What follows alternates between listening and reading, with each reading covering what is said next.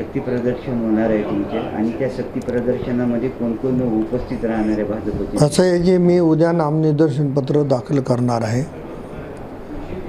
महायुतीचा उमेदवार म्हणून मला सर्वच पक्षाच्या मान्यवर नेत्यांनी माझी उमेदवारी जाहीर केलेली आहे.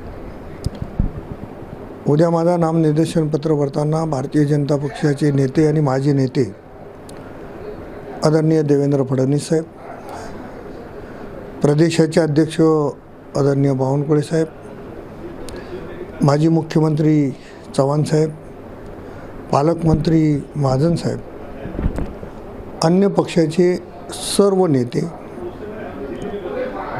आमचे सर्व खासदार, माजी खासदार, आमदार, माजी आमदार, सर्व मित्रपक्षाचे जिल्हाध्यक्ष, त्यांचे सर्व पदाधिकारी मोठ्या संख्येने उपस्थित राहत आहेत. जुना मोंढा मैदानावरनं मी नामनिर्देशन पत्र दाखल करण्यासाठी निघणार आहे. मागच्याही निवडणुकीमध्ये मी जुना मोंढा मैदानावर निघालो होतो. जिल्हाधिकारी कार्यालयावर नामांकन पत्र दाखल झाल्याच्या नंतर गुरुद्वारा बोर्डाच्या मैदानावर ज्या ठिकाणी जया किशोरीजींचा कार्यक्रम झाला होता त्या ठिकाणी सभा होणार आहे. कसं असणार आहे शक्ती प्रदर्शन? काय असणार वेगळं? नाही, शक्ती प्रदर्शन म्हणून नाही आहे, पण सर्व पदाधिकाऱ्यांना, सर्व मतदारांना ज्यांना शक्य असेल, आम्ही सर्व पदाधिकाऱ्यांना सांगितलं की आपण यावं विनंती केली. आणि मागच्या वेळेस मोठ्या संख्येनं मंडळी आलेली होती. त्यावेळेस मी आणि चव्हाणसाहेब एकमेकाच्या विरोधात होतो. आता दोघंजण एकत्र आहोत, त्याच्यामुळं संख्या वाढेल. आपण यापूर्वी म्हणलं होतं की मी विजय होणार, आता आपण प्रचार सुरू केली, आज काय वाटतं? मी निवडणूक जिंकण्यासाठी उभा राहतो. मी स्वतःचं सांगणं बरोबर होणार नाही. मागच्या वेळेस चव्हाणसाहेबांची आणि माझी लढत झाली. लोकांनी माझ्यासारख्या सामान्य कुटुंबातल्या कार्यकर्त्याला लोकसभेवर पाठवलं.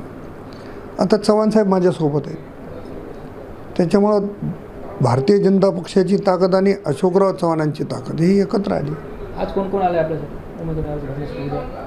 नाही, मी सांगितलं ना, देवेंद्र फडणवीस साहेब येत आहेत, बावनकुळे साहेब आहेत, चव्हाण साहेब आहेत, महाजन साहेब आहेत, अन्य मान्यवर नेते येत आहेत. भागवत कराड ते थांबणार आहेत? नाही, ते असं आहे की भागवत कराड साहेबांना पण मी विनंती करणार आहे. ते पण उद्या फॉर्म भरायला येतील. दानवे साहेबांना पण विनंती करणार आहे, पण त्यांचं कन्फर्मेशन मी आणखी घेतलेलं नाही. आज जे आहे ते पक्ष संघटनेच्या बैठकीच्या निमित्तानं कराड साहेब रात्री आले, त्यांनी बैठका घेतल्या आणि आज माझ्या निमंत्रणानं माझ्याकडे आले. एबीपी माझा, उघडा डोळे बघा नीट.